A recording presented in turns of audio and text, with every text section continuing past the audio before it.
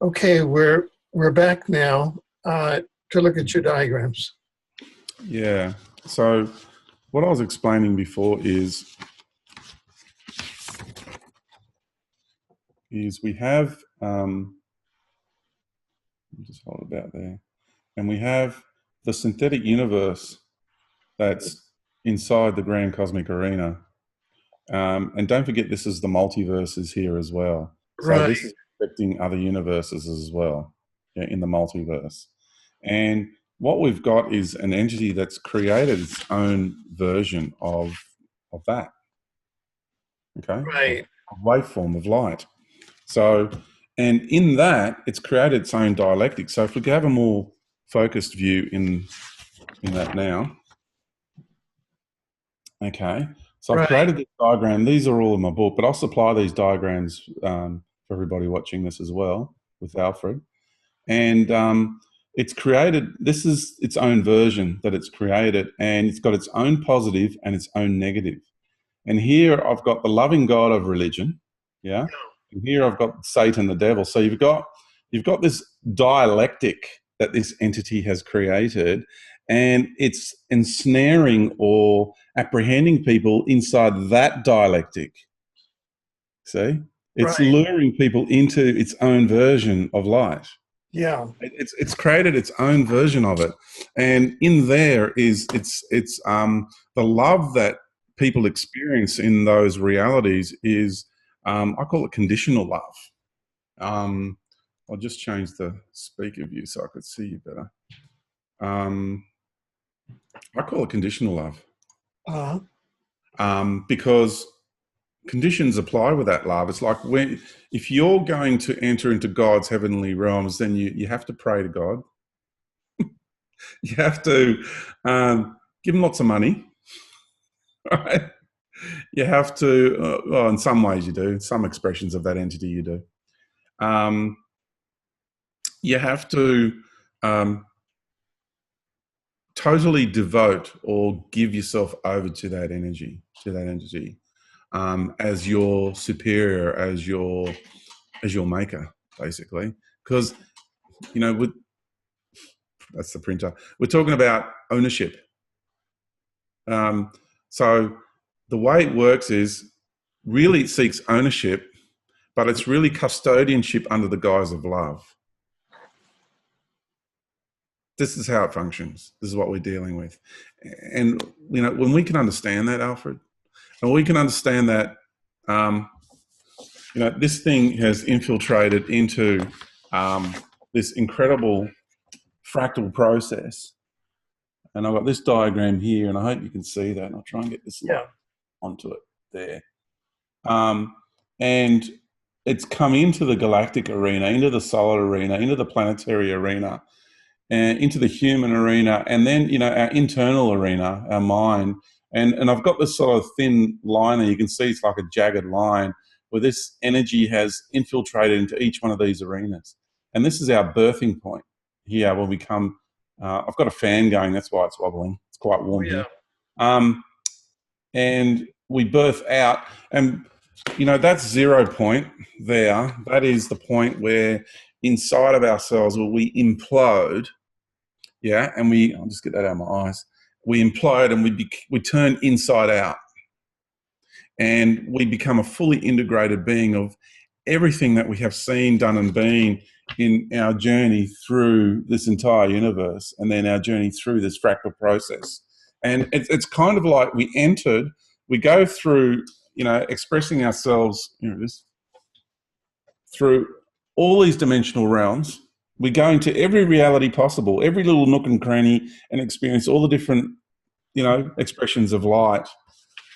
We've then entered into this fractal path, and then it's kind of like a meeting place. So our internal arena, inside our arena internally, is the meeting place of the journey that we have taken through there and this aspect of us here. So it's like the two are coming together. That's the meeting place of our soul, what I call our soul and our traveling spirit.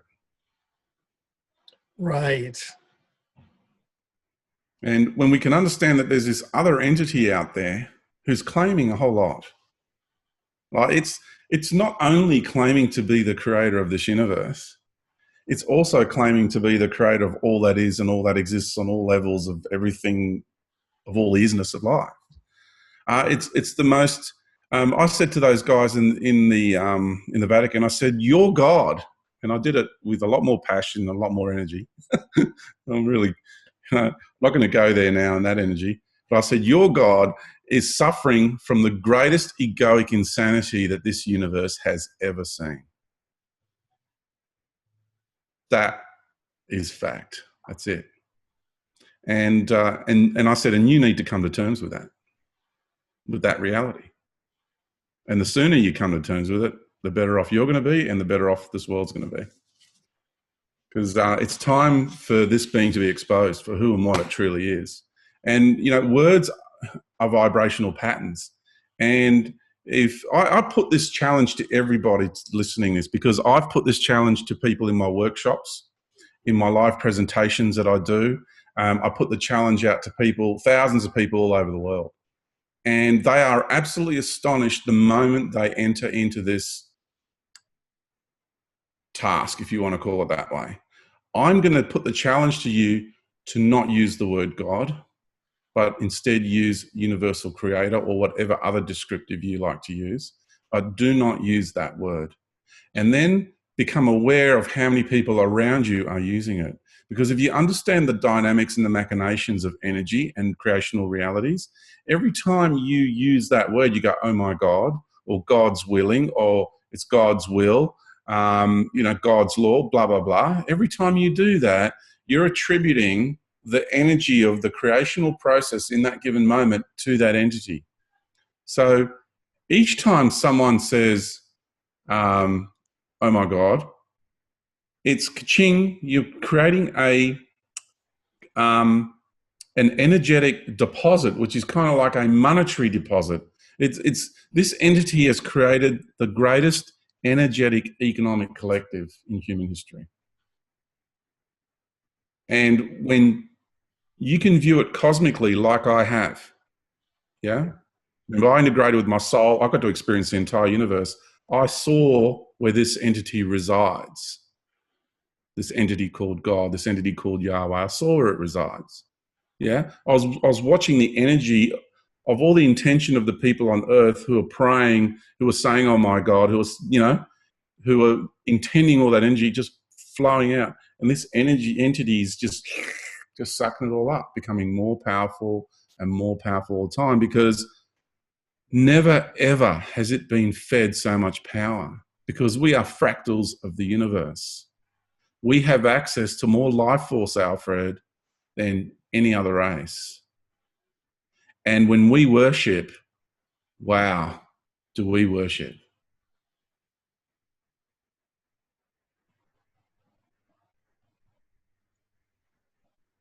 And that entity, you know, we're talking about, it's like a drug addiction. It has become, the powerful entity has become because of our worship. And when we stop feeding it that worship, then it will go back to being the entity it truly is. It'll be frightened, it'll be insecure, it'll be terrified, and its lust for power, its lust for control will be greatly diminished.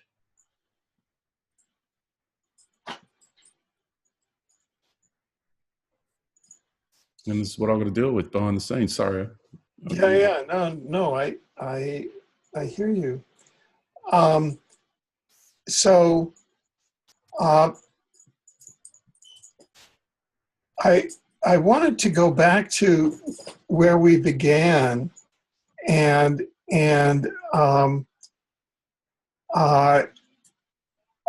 just ask you: are there topics that you perhaps wanted to touch on that we haven't yet been able to address here, that you wanted to bring up? Sure. In August, this is really interesting, because what I'm about to share is another one of those really crazy experiences that I've had, and there's a reason why I'm sharing this. Now, this is an operation I was involved in back in August, first week of August of 2015. Right. And this has to do with a secret space program. Now, I've been quiet up until now. I have not mentioned this on any other interview. Huh. And I've been quiet up until now about the event. And I've been waiting for the whistleblowers, and they haven't come out with it. And I find that really interesting, because this is a pretty big deal. So I was involved from the capacity of me as part of the, okay, I'm going to use this descriptives, Galactic Council, for want of a better descriptive, yeah? And part of the Orion and the Syrian High Councils, for want of a better descriptive, right? I'm just using languaging that people are familiar with. So whatever it means in your mind, that's none of my business anyway. So we were involved in an operation where we kind of apprehended, okay, which is a word I was reluctant to use, but I don't know how else to explain this. The leading craft from the secret space program. Now, I'm sharing this because I want the people who are involved in these programs, they know who I am out there. I now want them, it's time, my being has said, it is now time for them to know who I am in here. Mm-hmm. Get that? Mm-hmm. And also the people who are involved in these programs, and they know no one's come out and said this, but they're in the know about this. They're also going to know that I know. And it's going to be validation for them. Okay. That I'm not some crazy lunatic flying off on a tangent, because they know this happened. And they freaked out that this happened. So what we did was we warned them not to build this craft a long time ago. But because of this, what I call factional alignment of the military industrial complex, under the influence is a good word to use. Yeah, I won't use another one. I'll use that word. Under the influence of a particular faction of an extraterrestrial group, they went ahead and built this craft anyway. And so what we did was we observed them and watched them build it. Now, the interesting thing was they thought they were building it in alternate realities where no one would find it. But they underestimate what beings like us are capable of, what beings like you, Alfred, and people they don't know what you're capable of, okay? When you are one with a galactic reality, with a galactic being, you are one with the galactic being in that galactic reality. So therefore, you know everything that goes on in that galaxy. You have access to it. Because they can't hide anything. It's that simple, yeah? This isn't an ego trip for George. This is just a natural relationship with the being who is the creator of this galactic reality, yeah? It's normal. This is the organic way of life. This is the natural order. This is how we do things, yeah? So we observed them watching this, building this craft, and it had the capacity to blow up entire planetary systems, for real, yeah? This is the firepower this thing had. So we warned them not to do it over and over again, and then we took a step back, and we knew they were going to do it anyway because of that alignment, factional alignment. And it got to the point where we had to take action. So we went first to the leaders of the secret space program. Mm-hmm. We spoke with them. We communed with them. We told them what we were here to do. We told them, we warned them, and that now we have to take action. Is this what we did was, or in the astral that or out of body? Is this face to face? Okay, I didn't do this as George. Yeah, that's a good question. Let me explain to the listeners how this actually worked. Okay, so I was given access to that part of my being and what I was doing as that expression of my being. Mm-hmm. So I was given access to that. So I wasn't there as George. Right. Yeah. Remember, George, this is the incarnational construct for this human life on planet Earth. Yeah.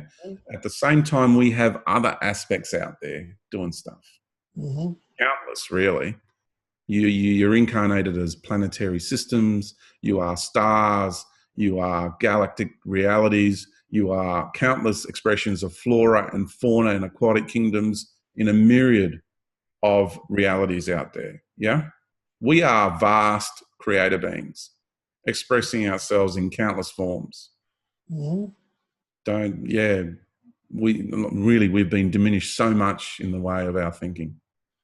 So that aspect of my being, granted this aspect of my being access to that because of what I need for my progress in this world. So I was there as me, not as George, but I was fully in that body, expressional body that I was in that reality. And I was in the craft, and we were dismantling the craft. We were turning it back into energy. So we didn't actually apprehend the whole craft. We didn't steal the craft. Yeah. I just want to make that clear. What we did is we dismantled the craft, and not just the weapon system, but the entire craft, and said, you will not express this energy in this way. Mm-hmm. Yeah. Right. And you should have seen the look of the horror of the people in the craft when we were there doing it. Mm. Because, Alfred, you've got people that are bred inside the secret space program. And they are bred from young to perform a specific task with a specific piece of technology. They fully become integrated with that technology. Because it's not like someone goes and puts hands on the controls to make something happen. He's very antiquated, right? You merge and become one with the craft and the section of the craft, especially that you are operating with. Right. And, you are completely infused with it as one. So people were bred just for those tasks. So I was dismantling their whole existence. It was like I was tearing a piece of them. I was killing a part of them. That's how it felt to them. Mm-hmm. And I felt bad because of that. Yeah. I felt sad. But that was the reality of what was going on there. Mm-hmm. And they were projecting so much horror and anger and hatred and despise and disdain towards me. It was really quite an intense moment. So this happened in the first week of August 2015. I haven't heard anyone come out with it, and I urge everybody to check with all their sources about this. And this is sent a shockwave, another shockwave through that system, through that empire, and through the factional alignment. So the empire that they're in alignment with, the beauty of this is the military industrial complex and the secret space program are like, so who are these beings? Yeah, that have come here and done this to us. Right. You couldn't stop them, they're now saying to the extraterrestrials. Yeah. Right? You couldn't stop them. So what's going on? And this is great because now there's a whole series of questions. This is a Pandora's box that's opening up in the secret space program, and they've got to reassess who they're in alignment with. I really hope some of them are watching this. They are watching it now, and because it's a recorded thing, they're going to watch it later as well, some of them. Because this is a very real issue we have on the planet right now. Alfred, is the agreements that have been made with various groups out there that are all different factions of this God empire. Yeah, remember that God entity has created that dialectic. So you have some really dark entities, heavy, groups of greys, heavy Nordics that look beautiful but are as evil can be. Yeah, got to watch out for those, Alfred. Yeah. And then there's Nordics who are totally benevolent. Yeah. There are greys out there that are as evil can be, greys out there that are completely benevolent. Right. Yeah. There are reptilians out there that are as evil can be, reptilians out there that are completely benevolent. So if we're going to say that, you know, there's a really interesting thing going on this planet at the moment because somebody created that video to make me look out to be a reptilian, and I'm no more reptilian than anybody who's watching this, right? But it seems like it's like the reptilian has become the modern day version of the devil. Yeah. So if you want to demonize someone in today's world, what do? You call them a reptilian. Right. Now, I'm not saying there's not an evil faction of reptilians, you know, influencing and controlling things behind the scenes, because there is. Right. But we got to be careful not to become racist.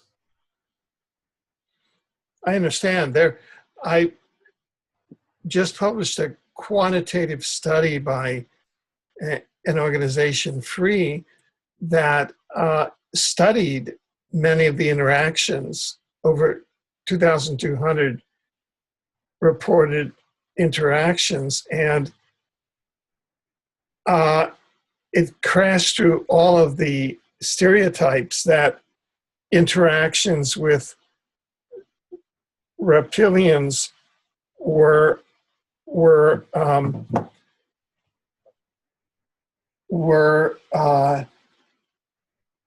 negative. The study reported that there's a whole spectrum of interactions, and this is under scientific controls.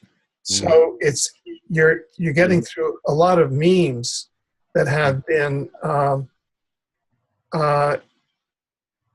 false memes that have been reported and built up around specific exophenotypes, or, you know, races like reptilians. So that's very true. Yeah, because there's a lot of humanoid races out there that are just so evil. It's you know, and then you can have a race that physically in their appearance can be very, what we would deem as very ugly from our perspective on life, yet they can be so loving and you know, just want what's best for you. It's really quite amazing. Now, there's a question which I'd like to ask you, because this is a you know, and I think that we're both looking at things through very similar, you know, a very congruent model.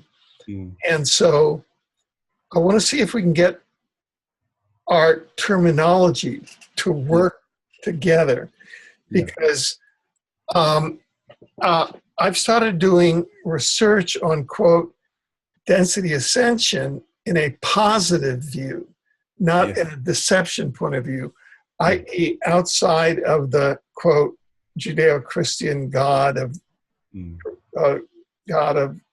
creation. And let me just read a couple of sentences and see how you would interpret this, okay? Yeah. Density ascension, i.e. ascension through densities. For example, we're in the third, by this convention, we would be in the third time-space density, which tends to foster duality, consciousness of I win, you lose, and the vibrational change would be to a fourth density of a love-based reality, okay? So density ascension may be the planet's systemic response from a time-space third density, which AI, artificial intelligence, and service to self has compromised to a love-based fourth, fifth density. This density ascension may be synchronous with the, quote, great year or yugas that are cyclical portals opening every 25,800 year cycle around the equinoxes. This is a systemic way of how higher order universes assist in the process of soul development on planets such as Earth that have been targeted by third density AI and service to self. For example, that entity that is God, that has taken over the role of God, is a service to self entity. So that one mechanism by which the universe, as a kind of a self-cleaning oven, has taken is to take this third density, which has been compromised by the AI wave and by servant to self entities, starting with the hierarchical God entity. And it's a self-cleaning oven that just goes, and it disappears them from its third entity. They go off to other places because all energy recycles.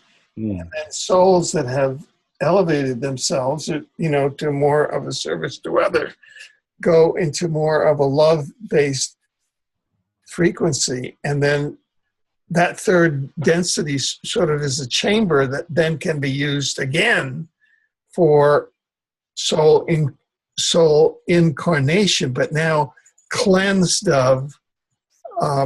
And if you go back, and these are patterns that I discovered quite by synchronicity, if you begin to look at some of the channeled material, like the Law of One, they say, oh, once every 75,000 years, there's a planetary ascension.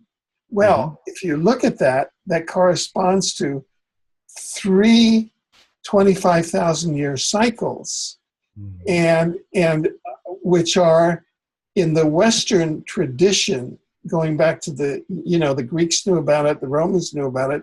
They call that great years. And it also corresponds to the yugas, which are also 25,000-year cycles, which all correspond to the going around the equinoxes. And we're now coming to the end of the Kali Yuga, which is 1 part virtue, 3 parts sin. Supposedly that's through in 2025. That's one of the estimates. So from my systems analyst, I got my undergraduate degree as kind of a system. Wow. So I tend to look at the universe from a systems point of view. And it looks like a great big washing machine, and it's great. It all works. So I'm trying to make it so that there aren't going to be people out there say, yeah, but George said that Ascension was deception, and Alfred's saying that Ascension is happening. And then you're going to have a bunch of confusion and people throwing oranges at each other out of a conversation that you and I are having. Do you see what I'm saying?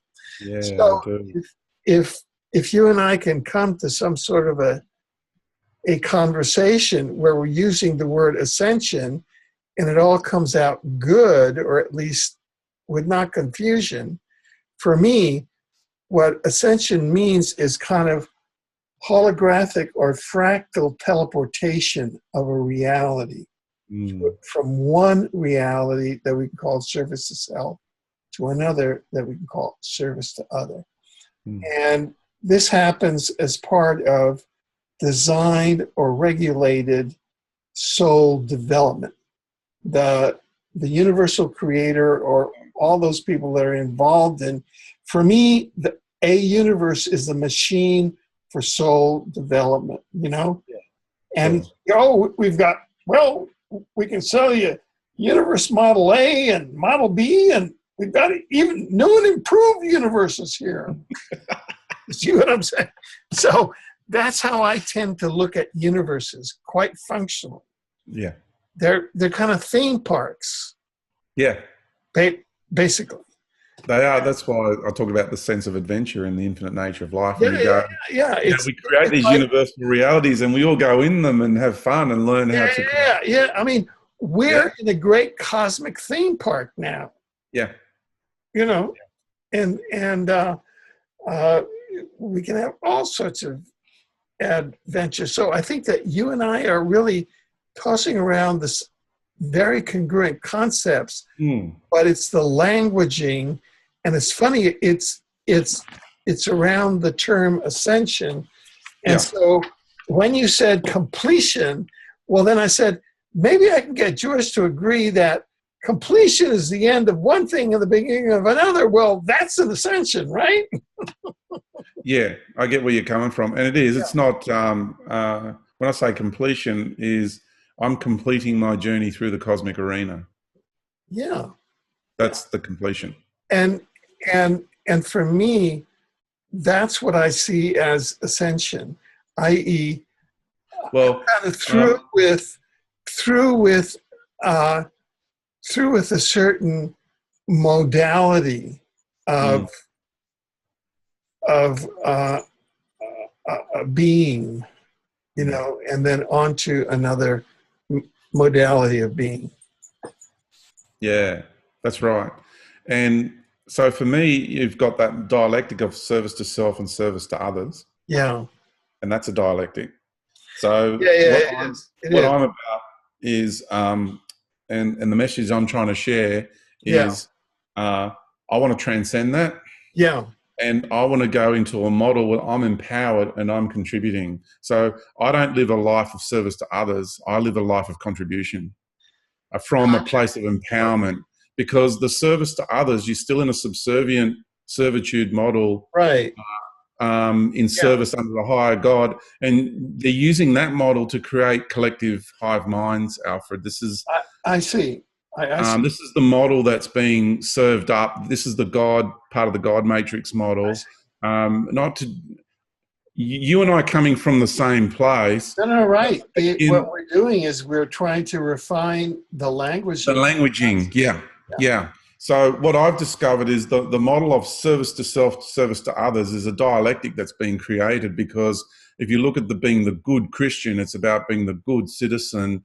And these people are functioning from, when you go into those heavenly realms, or you come across entities who you interact with from those realities, you'll notice that they're very well behaved. They have good protocol. However, there's this strange sterility about them as beings. It's that's what I call the conditional love energy. So as long as you're serving and as long as you're being a good citizen, everything will be fine and dandy. But if you stray from that, look out. So either you're with us or you're against us, sort of thing. And I know this is a very extreme version of it that I'm sharing with you, but they're creating these collectives where it's kind of like it's almost like you're handing all identity over. So they're really targeting the fact that you have an ego. For example, you'll notice the literature, the spiritual doctrine, it's all about, oh, you've got ego, you've got ego. If I, for example, function with confidence, and passion, then I get accused by the New Agers, the love and light, as I call them, or the New Agers, of having ego. So the way these collectives work is they pacify the people. It's part of what I've been talking for the last 15 years. I've been talking about the pacification program of humanity. So you awaken out of the trance, you start realizing what's going on in this world, and then it's kind of like, well, you want to start taking action, but then you come across a spiritual doctrine where people are meditating, and the meditating groups, you get these angels and ascended masters that come along, which are all part of the God matrix, by the way. And then they come, and then you consume this incredible light energy that they suggest you should consume in their doctrine. And then when you look at it from a cosmic level, what people are doing is they're drug taking, because they're consuming that light energy and they're getting high. And most of the time they're blissing out. So it's like drug taking on an interdimensional way, in an interdimensional cosmic manner. So a lot of people are not in touch with reality. We keep going from one level of doctrine to another, and then to another, and then to another. but to break through what I call the glass ceiling of the cosmic matrix, to crack that God matrix program, we got to break through all of it. And my languaging is very direct sometimes. It's very confronting. It can be polarizing at times, because there is, unfortunately, the dialectic, this real big one of a natural creator and another entity who's claiming to be the creator. And it's a very big issue, because while we're all in theme parks and fun parks and having fun on one level, so beyond the great void up here, yeah, all these entities, including the God entity, right? We're all one, right?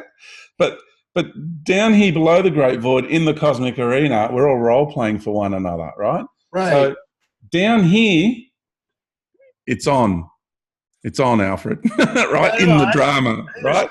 This is why you and I we've come to very similar models, and very similar words. For example, Omniverse is a term that we're now three of us. There's two scientists. There's myself and another person who wrote a book in 2014 separately called The Omniverse. You're now using the term Omniverse, and it's all similar. Yeah, I've been using it for years. I wrote my book in 2012, and I wrote it in there. And So there's a scientific principle that nature will have scientific discoveries in different parts of the world at the same time. Yeah. So your discovery, you published it around the same time in your book. I published this at 2014, The Omniverse. This other fellow, another scientist, published The Omniverse in 2014. This is all part of this is how these discoveries are brought down to the planet. Yeah. So actually, if you can see, can see the workshops that we're doing, Density Ascension now, it's because we show it from the point of view of the Omniverse. Yes. But using those terms. Yes. And so to bring back those terms, rather than saying, oh, you're doing all of this wrong. Yeah.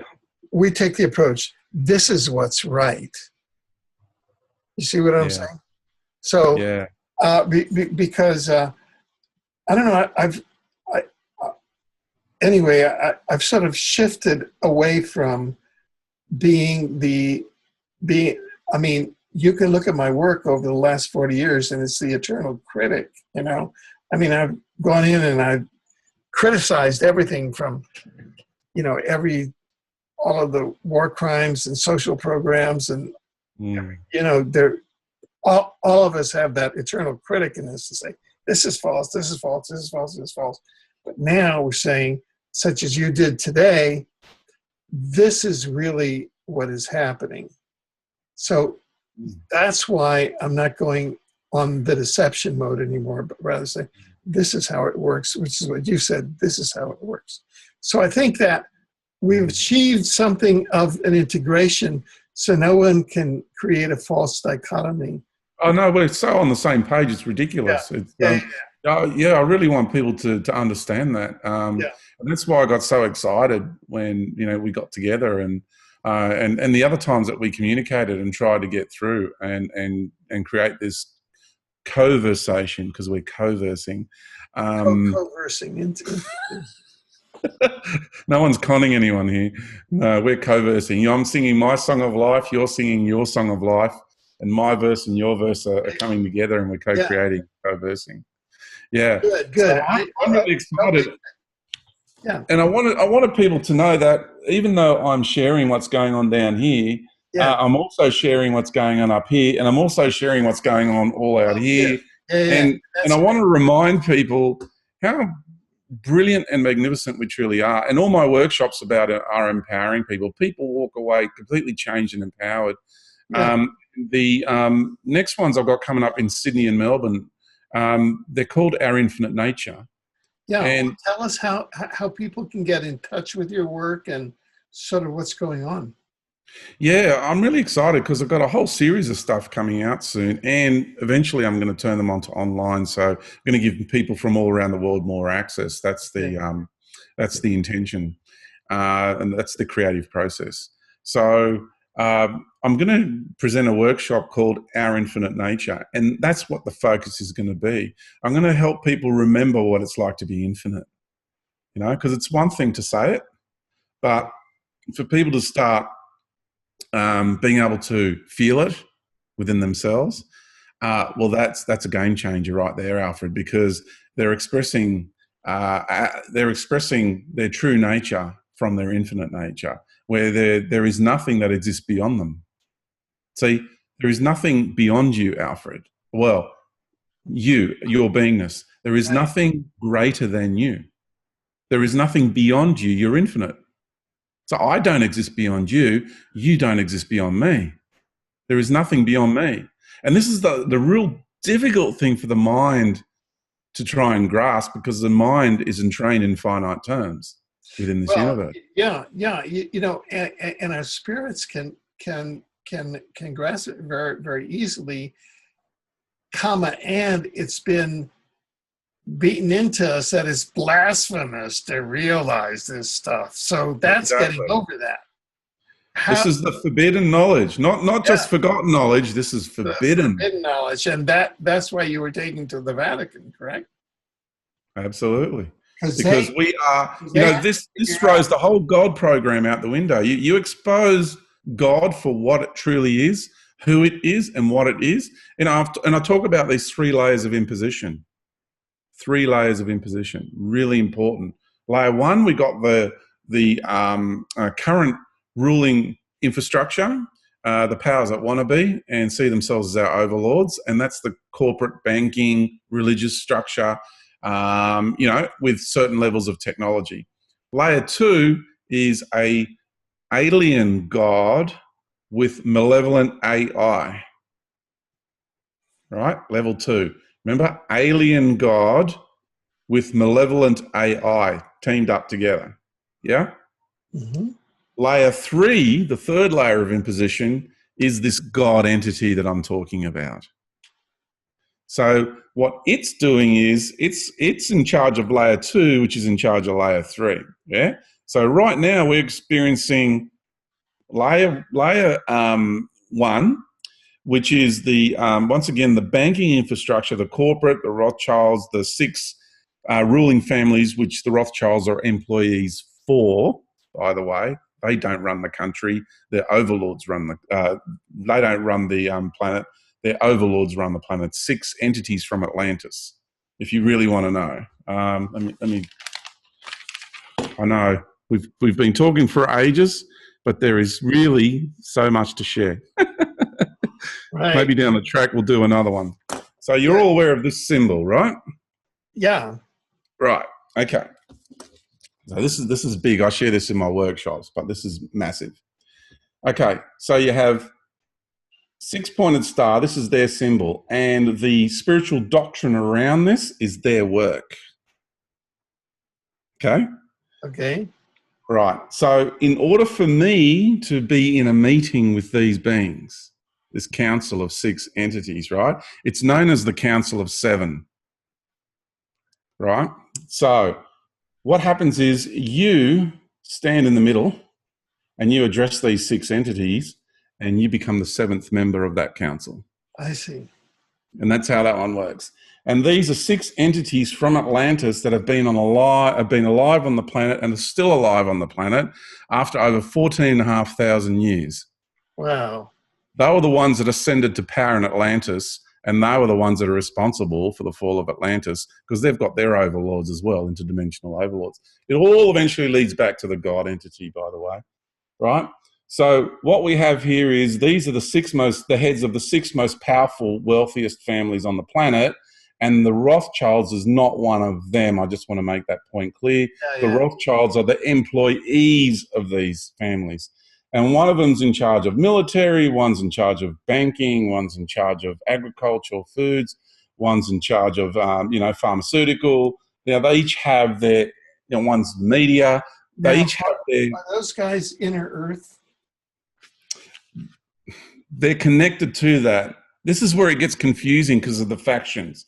I mean, in the South Pole, you have the entry to Hyperborea, right? So the Hyperboreans are a more shallow level of existence to the Agathans, and the Agathans and the Hyperboreans all connect back to Aldebaran. Right. And there's a small faction from Arcturus, there's a small faction from Orion, but there's good Arcturians too, again, and there's good Orion beings too. So there's all these different pockets of realities in every star system. And these are the ones that are behind NASA. These are the ones that are, this is what's behind the Hydra. Right. Now, Yeah. some of what you're sharing now is very congruent with what another whistleblower named Corey Good has been sharing recently, as reported by a colleague of mine, Michael Sala. Have you been keeping current with that, the sphere being alliance? I have not seen anything to do with Corey Good. I heard 5 minutes of what he has shared, and that's all I know. Okay. What I've heard through other people is about the Sphere Alliance. I've talked about a big planetoid that's on the other side of the sun. Yeah. And a series of smaller planetoids. Yeah. I've been talking about that for years. Yeah. And that's the anomaly that astronomers can't work out, because this thing is on the other side of the sun and orbits exactly opposite to what we do. I see. Yeah. And that is kind of like their local way station. Now, this thing can go interdimensional, phases in and out of reality. Okay. Sometimes it has an effect, it fades in, then they've got to fade it out again. Sometimes you'll see it peak out from the other side next to the sun. Sometimes it'll just peak out. They get the timing out, so they've got to, recalibrate it. So there's a little bit of that going on. But the one thing that concerned me the most about what I heard was that they're trying to regulate the way the sun's energy is coming to the Earth. Yeah? So... I think it was, it was the function of the Sphere Alliance, which their task is done, as I understand it, was to guard against the galactic superwaves. That is, outbursts of energy from the galactic center that then travel throughout the galaxy that can be destructive to solar systems and planets like ourselves. As I understand it, that's what they're saying. Okay. So the what's known as the Serpent rope. I'm sorry? What's known as the Serpent rope. Okay. In South American Indian law, LORE law, yeah, it's known as the Serpent rope. It is the connection that goes from the core of your incarnation to the core of the Earth, to the core of the sun, to the core of the galaxy. I see. Yeah. It's also known as the umbilical cord. Mm-hmm. Remember I told you about this pathway? Yeah. Yeah. And when an energy comes right through your crown chakra? No, I'm for me, chakras are part of the deception. Oh, I see. Okay. Yeah, they're a technological overlay. I and many others now help people transcend the chakra system. Okay. Yeah, you'd be surprised how. So then what would be the connection from the self? Oh, it's in here. There's fractal. It's fractal. There's an energetic center. Right. For those who still have chakras, there's an energetic center beneath the chakra system. Right. Yeah. For those that know what I'm talking about, you put your hand here for your heart. It's if you're going to use a gland. Mm-hmm. But it's not really the gland, but it's in the proximity of a gland. It's the thymus area. Okay. Yeah. In acupuncture, they call it the heart self point. And they call it that for a reason. And so when you stand like this with your arms straight out, mm-hmm. So there's a line that goes across here and then a line that goes straight down the middle. That's the intersecting point. Mm-hmm. Yeah. And then you are the sword. Then when you emanate from that, from your point of singularity, your authentic soul expression emanates out from that. Then you embody Logos, and then you cut through all the lies, through all the deception, and you cut like a sword, and you embody the sword. The symbol of the sword has always been the symbol of truth. You become Logos. So that's that bit. Okay, back to the sphere alliance. So that, I don't want anyone getting between me and my relationship with my mother planet, my relationship with the sun, my relationship with the galaxy.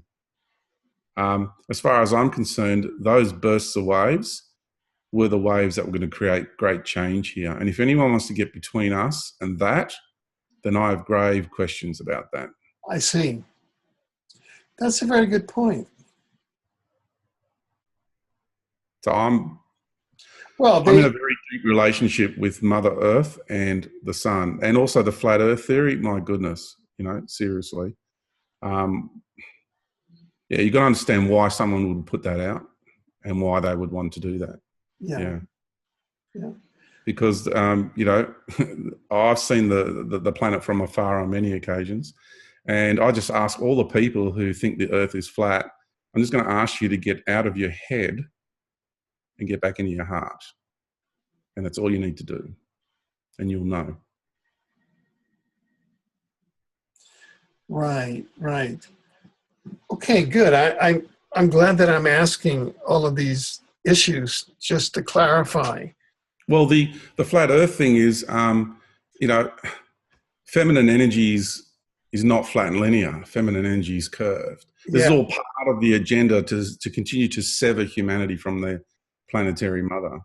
Yeah, because you've got, remember I told you about the false light. You've got you've got a false version. I call it the distorted masculine, because you've got a false version of masculinity. And then you've got the distorted feminine. You've got a false version of feminine energy.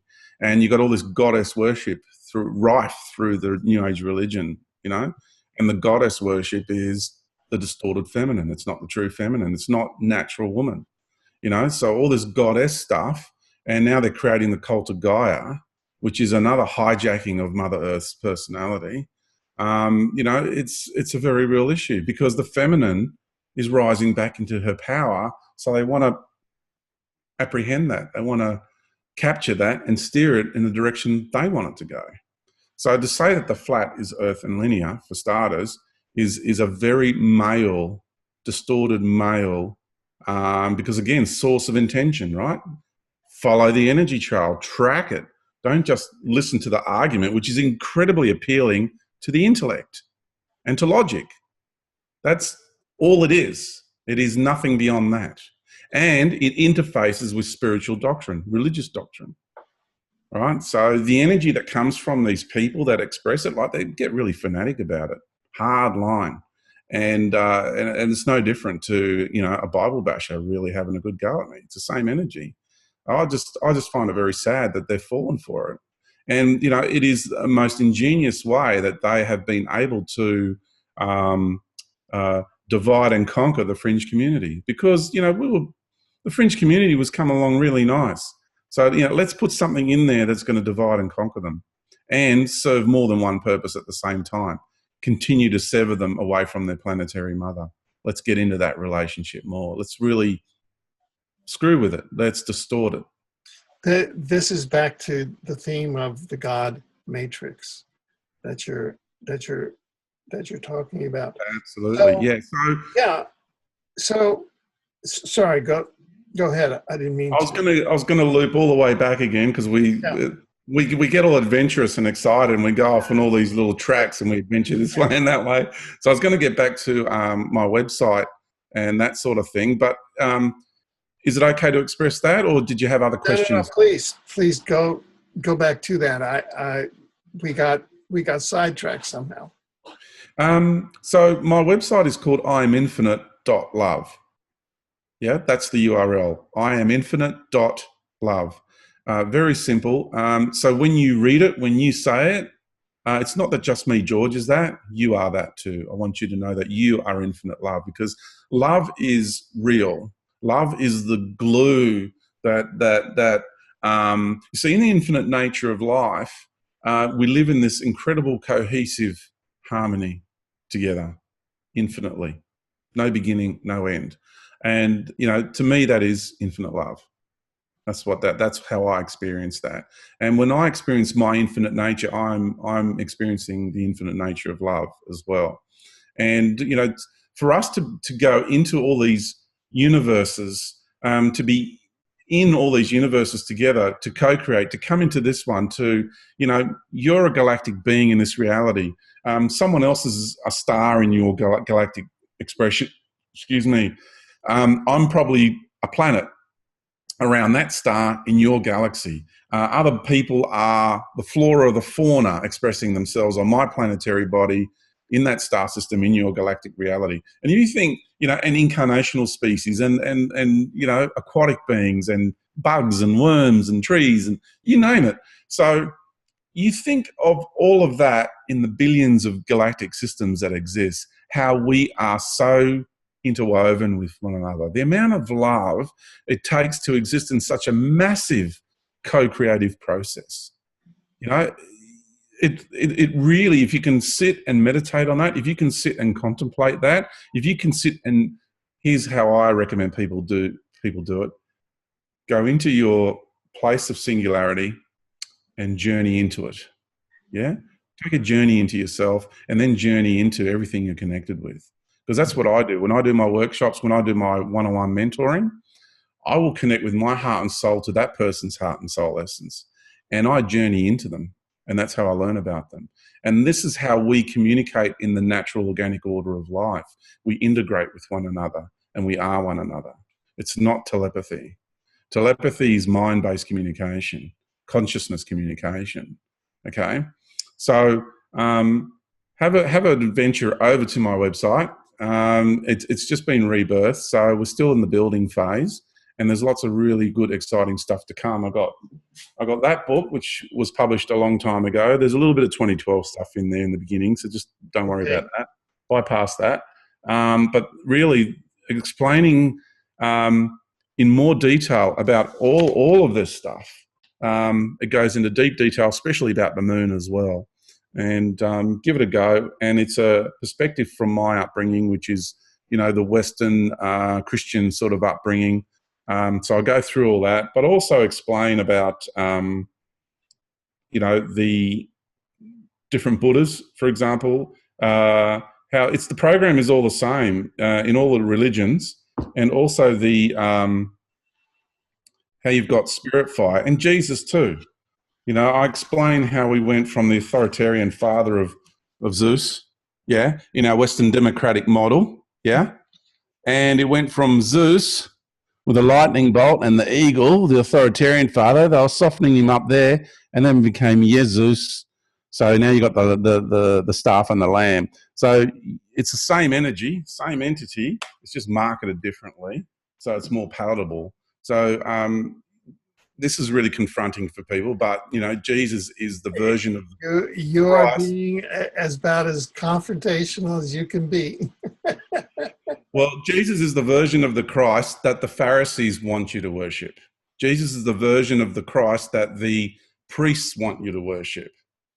Yet the Christ resides within, like the Buddha, resides inside each and every one of us, in our hearts and our souls.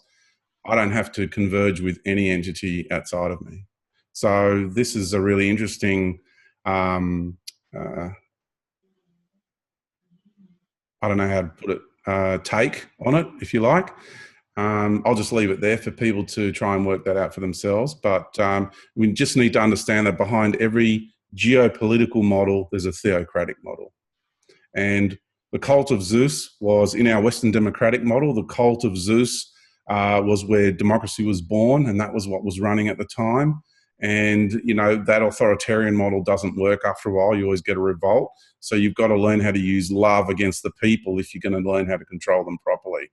So they had to bring out a more youthful, palatable version of Zeus and get people to love the authority that's ruling over the top of them. So just have a think about that. You can judge me all you like on that, you know, because I'm not saying there's not a creator. I didn't say that. But I said God is not the creator, but there is a creator. And I'm not saying there's not a Christ, I'm just saying the version of Christ you've been handed, you might want to rethink that. That's what I'm saying. Yeah, very well said. Very good. You know, I really have. Is there anything that we haven't touched on as yet? Is there a topic that you had wanted to bring up in our wide-ranging interview that you have not had the chance to bring up yet? Yeah, we've been in a path of devolution, not evolution. Okay, we've been in a much grander path of evolution, but we've been in a very specifically designed path of devolution from beyond ancient times. You know, when we created the original human vessel, and we had, you know, for want of a better term, the Garden of Eden, so to speak, we were indulging in great pleasures and great delights, for real. We were, and you'll notice I've left a word out there. We weren't indulging in desire. Okay? I want that differentiation to be quite distinct, yeah? We are, because we've been diminished into thinking we're not even allowed to have pleasures and delights in our life anymore. Yeah, we must suffer. That model of suffering, it is, whew, you know, and for the feminine to be free, she's got to get out of martyrdom, the martyr archetype. She's got to get out of the sacrificial archetype, and you've got to get out of the victim archetype. These are really powerful archetypes that just keep you imprisoned in this religious ideology, this spiritual ideology, which is what everybody's been living through. We've got to get out of that. We are natural creator beings. We have, when you tap into your own being and what you've seen, done, and been in this universe, you realize, wow, I've got so much wealth. I've got so much wealth. Incredible amount of wealth. I'm a galactic being. I'm countless star beings. I can't count how many planetary realities I'm the creator of, let alone all these incarnational experiences I've had, and embody myself as flora and fauna and aquatic kingdoms and you name it. Wow. Think of the wealth of wisdom from all those experiences of all those incarnational constructs and all the fun and all the interactions and all the learning. We have been the greatest warriors this universe has ever seen. We have been the greatest sages, nurturers, oracles, the greatest, healers that this universe has ever seen. So we have this wealth of resources inside of us.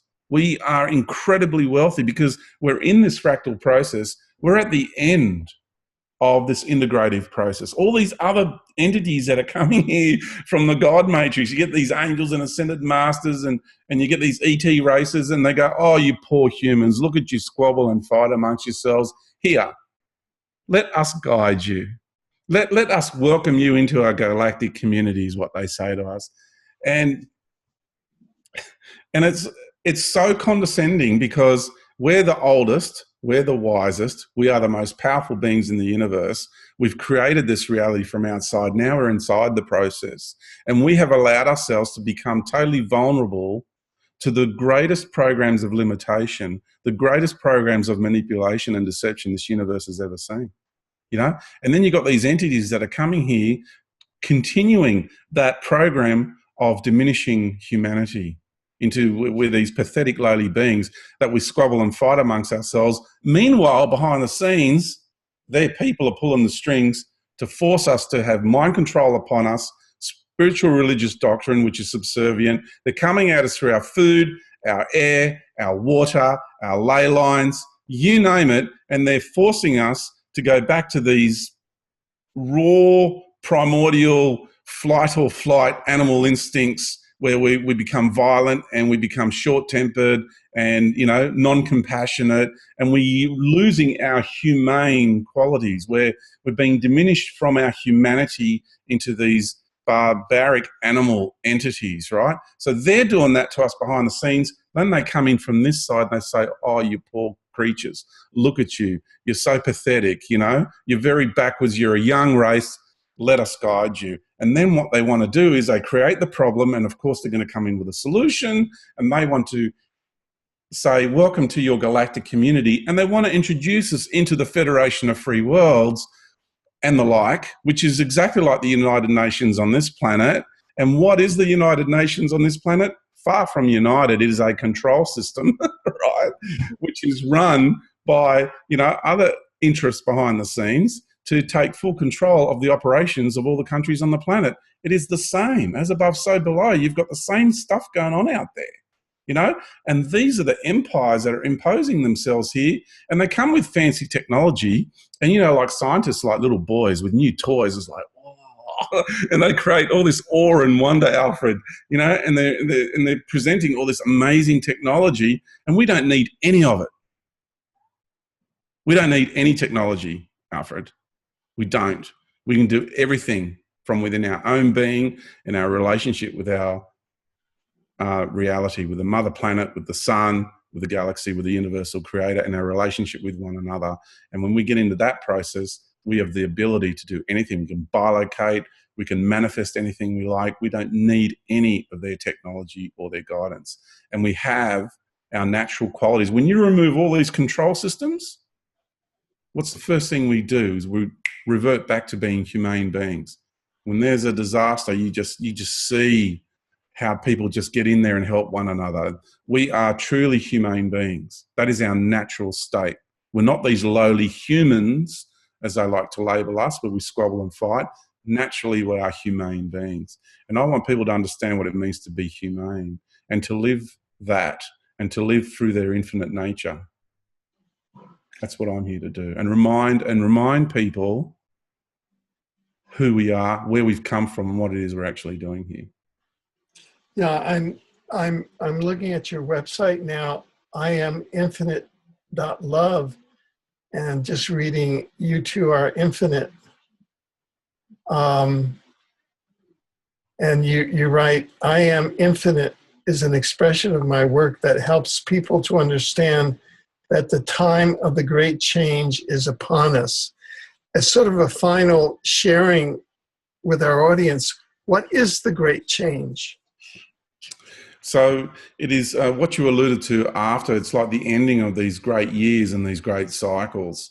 And the change is that we are finally at the point where we have been going through these cycles of devolution, and not just the 3 great years that have passed.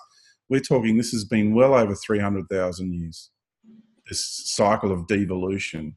And it's been a really powerful programs of cleverly crafted genetic manipulation, mind control, and also the manipulation of this reality.